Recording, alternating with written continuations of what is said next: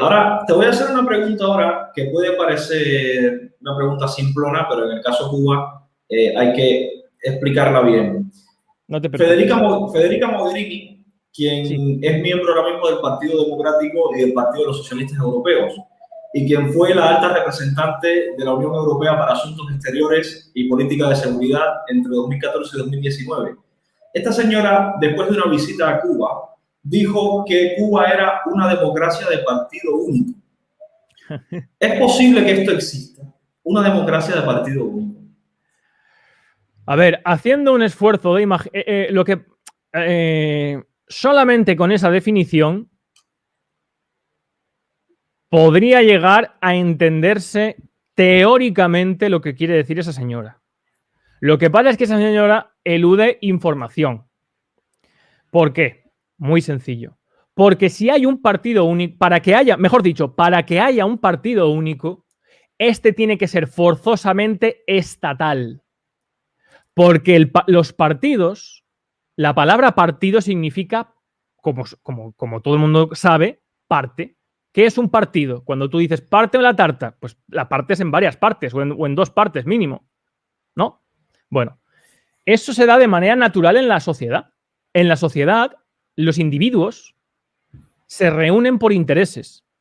Los pescadores, los trabajadores, los burgueses, los mineros, incluso los mendigos. Las personas se reúnen por intereses. Y eso es lo que a lo largo de la historia ha ido generando los partidos. Uniones naturales por intereses sociales. ¿Para qué? Para hacer fuerza. Si yo soy pescador y tengo un problema, será más fácil que le pueda exigir a toda la sociedad algo si yo me junto con todos los pescadores que si voy yo solo. Si voy yo solo y me pongo en huelga, seguramente le comprarán el pescado a otro. Ahora, si yo me junto con todos los pescadores y entre todos consensuamos una demanda que nos interese a todos los pescadores podemos decir, no tenéis pescado, y la sociedad atenderá mis demandas. Así es como nacen los partidos políticos y los sindicatos.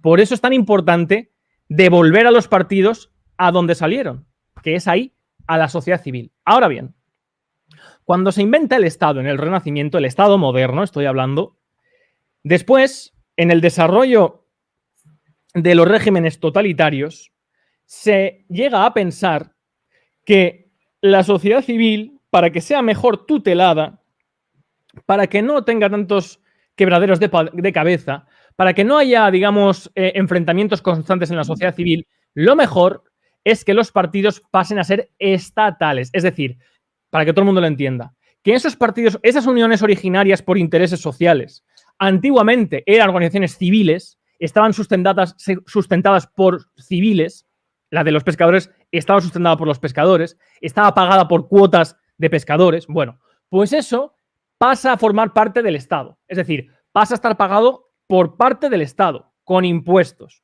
¿Eso qué es lo que hace? Hace, según los que pensaron eso, que se garantice una estabilidad. De hecho, la palabra Estado lo que significa es estabilidad. Los detractores de Maquiavelo así lo explican muy bien. Y que esos intereses, por lo tanto, sean perdurables en el tiempo, que tengan garantizada un transcurso y que tengan una defensa dentro de los instrumentos estatales. ¿Pero qué pasa? Pues que si haces eso le quitas el carácter político. Aquella unión de pescadores, de que he explicado antes, que se unió para poder, que eso es la política, para poder hacer fuerza de acuerdo con unos intereses concretos, para hacer eso, antes tenía que atender forzosamente a las exigencias de todos los pescadores, que son los que habían creado esa unión. Ahora ya no.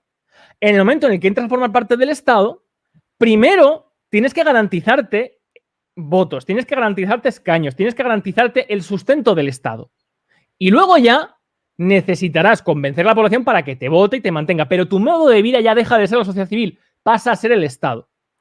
Entonces, solamente desde el Estado imponiendo una única manera, un único interés, que es el partido estatal, imaginemos que ahora de repente el Estado dice, a partir de ahora solo va a existir ese partido, el que yo he dicho antes, el de los pescadores. Coño, pero yo soy minero, a mí me da igual lo que... No, pero es que ese es el interés que prevalece porque vivimos en una isla, porque aquí el pescado es lo fundamental, tal.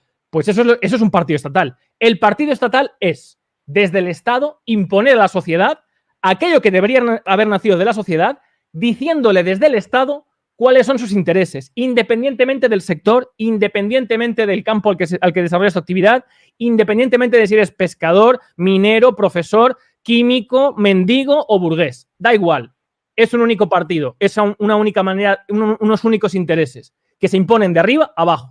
Por lo tanto, un único partido tiene que ser forzosamente siempre estatal y, en consecuencia, tiene que ser siempre un régimen totalitario, un régimen dictatorial.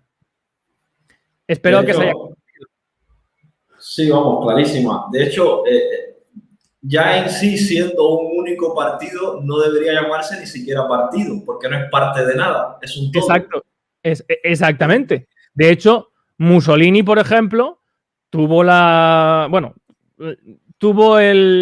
inteligencia. De hecho, de los 3 dictadores de Europa era el más culto, mucho más que Hitler, Mussolini, de llamarle fascio.